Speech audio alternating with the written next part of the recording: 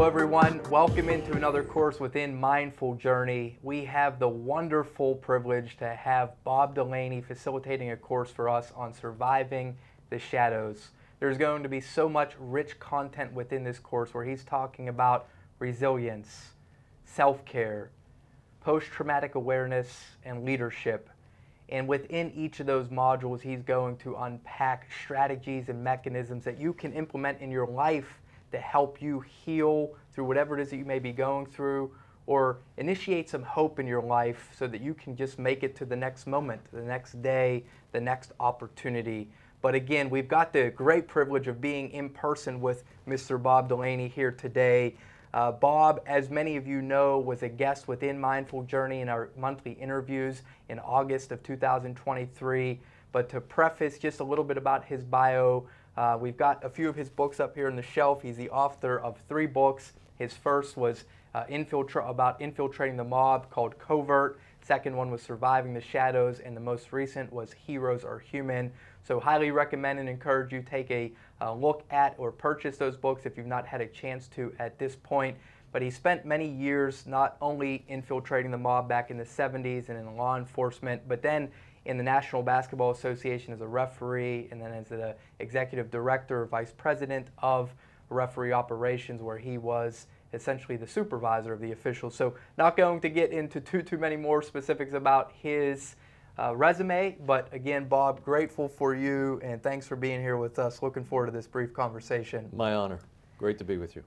In this course, as I mentioned, listeners, for those of you here with us, Bob's going to talk about post-traumatic awareness, and you and I have had conversations offline about this and in the interview, and I know in the course content we'll be sharing some things. Bob, you obviously, having served in 2 different roles in type A type of occupations, have had to some extent appear as though you've got strength, right, on the basketball floor and then in law enforcement. How were you able to still be perceived as strong but not give up your strength in those roles by talking about some of the things that you talk about and being vulnerable? Great question, and a great tee up, because the reality is I have been in 2 careers that you wore a uniform. And so the uniform gives you an image that you're supposed to live up to, and that you're in control, and that you know what to do, and that you're able to lead people in crisis. Whether it's the crisis of law enforcement when we approach that, or a crisis in a ball game, you're supposed to be able to find the answers and supposed to be able to be the person in control. So that's an interesting response, an interesting way for you to say it. I think being in law enforcement helped me in my next career in the NBA. One of the things that I learned very early in life was, as a result of the NBA, one of the things I learned very early in life in my career in the law enforcement was how to be comfortable in the uncomfortable. There is no comfortable way to deliver a death message at 2 o'clock in the morning to a home.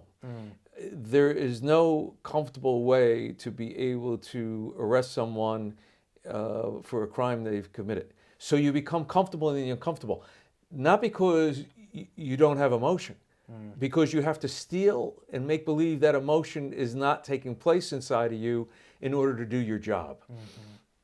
So if you go to a crime scene, you see horrific things, yet you have to function and do your job. So you kind of like put up barriers.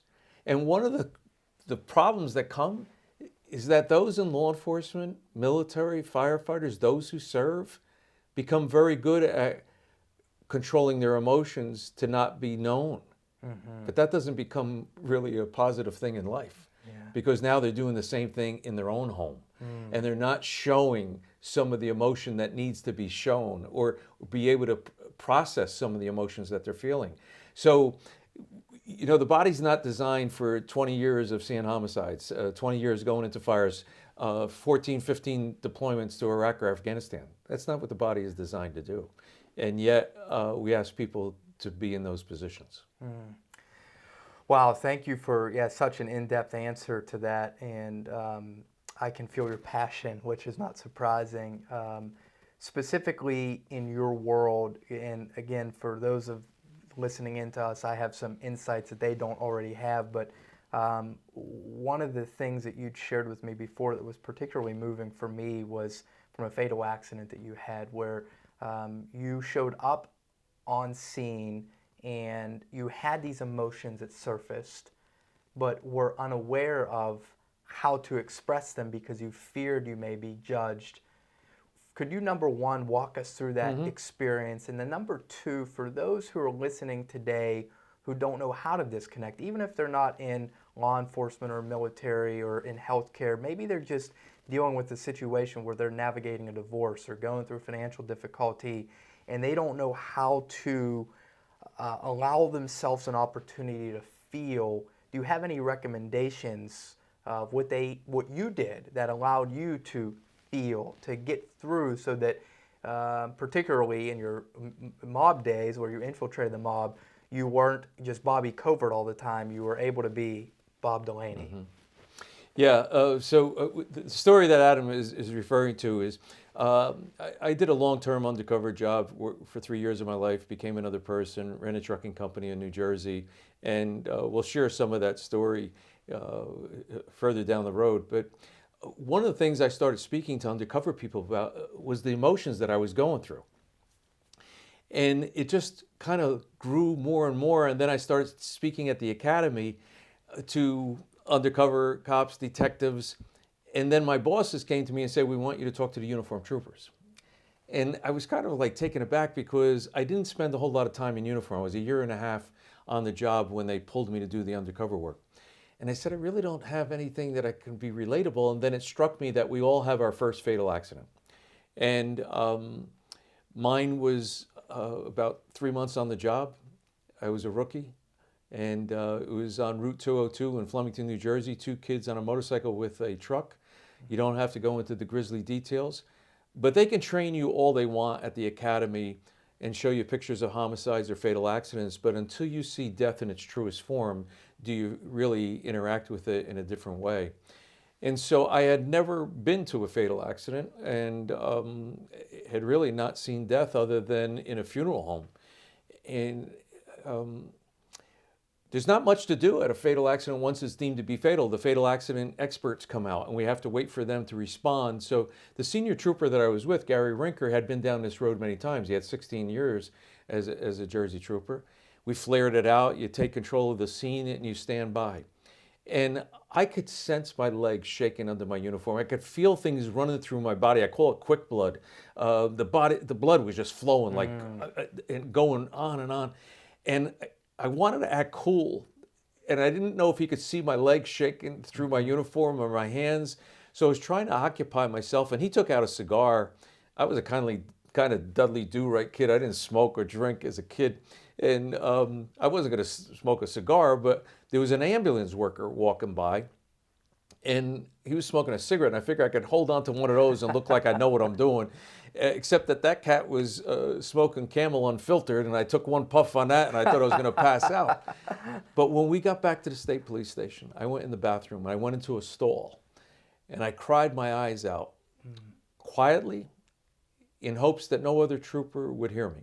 Because in my mind, my thought was that if they saw me crying or sobbing, or they would think I couldn't do this job, no one would want to go on patrol with me. I was too weak to do this.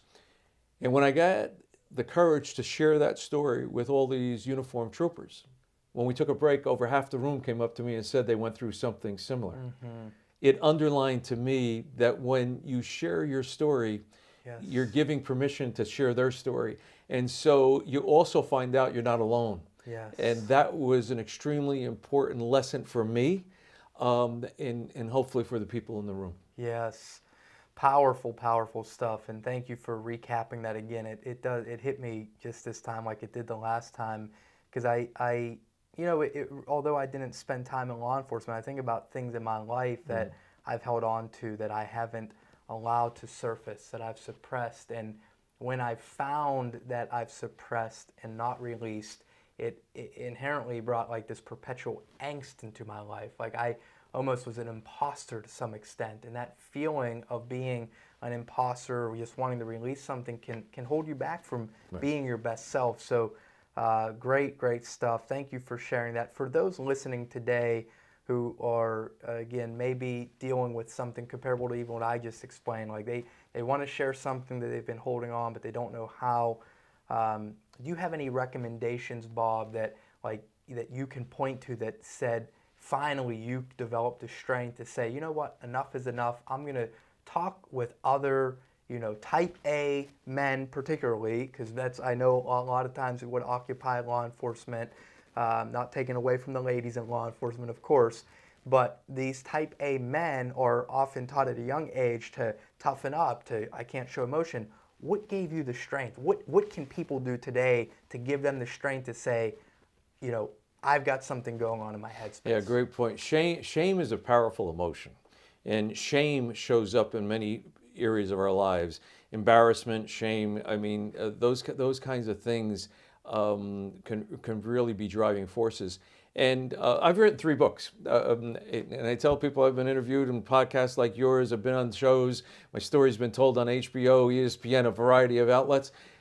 That doesn't mean all my stuff's on the street yet, right? Yeah. So it's not about telling all of your stuff to feel a lot lighter. It's about being willing to be vulnerable and understand that things happen in life, and it's okay to talk about them. And you're not going to be 100% and hitting home runs every day of your life. There's going to be times that you're going to have to be able to be honest with yourself. And if you cannot be honest with yourself, you're not going to really have any movement ever. Yeah. And so I had a lot of inner thoughts about what was taking place after I surfaced from doing the undercover work. But it wasn't until I actually spoke to myself about it. And I allowed the words to come out, not just having self-talk, to actually speak about it, that it opened up and made me feel a lot lighter inside. And so that was a motivating force. And then the reinforcement that I got from other people, that when I would tell stories or talk about my emotions, that they would say that they were feeling the same thing. So that was positive reinforcement that what you're doing, and if you're feeling good about it after you do that, that's hope. Yes. That's the reason it's called a journey of hope into post-traumatic stress, not a journey of doom and gloom. Yes. Please, I love that you brought up hope, one of my favorite words. For so long, I would share it with people, and the skeptics were always like, well, you can't quantify it, it's not tangible. And one of the psychiatrists that I interviewed in Mindful Journey, Dr. Drew Pate, he talked about how, sadly, in their geographic area where they identified folks who completed suicide, they dug into the contributing factor to it, based on their interviews of the family members, et cetera, was a hopelessness, right? And viewing their situation as final. I've often believed that hope can get us to the next moment, and that, from Dr. Pate's perspective, did kind of quantify, because they've got evidence to say, what contributed to the suicide in this instant. It was the individual feeling as though their situation was final. Could you talk to us about hope, Bob, from a non-clinical perspective, about the importance of it, what it is, and why it's so important? Yeah, it's providing an opportunity to see light at the end of the tunnel. And, you refer to surviving the shadows again. I believe we all experience shadows in our lives, but never be afraid of a shadow, because in order for a shadow to exist, that means there's light nearby. So we have to get to that light. It's our responsibility to ourselves and to each other to get to that light. And understanding that hope is part of a motivation that takes place within us. If we didn't have hope and we didn't have goals, we would just standing still. So it's about, how do we continue to try and grow? And are we willing to make those kind of hard, or have those hard conversations? This stuff's not easy. Right. When you start digging in and start, digging up bones, there's some things that are inside all of us that it can become very difficult. Yes. But when you start to feel that release start to take place, that's another level of hope. That if we continue to do this, then it's going to get a little bit better and a little bit better. And maybe there's going to be a step backwards every once in a while. That's okay. But as we continue, that word hope has to be on all our minds, in my estimation.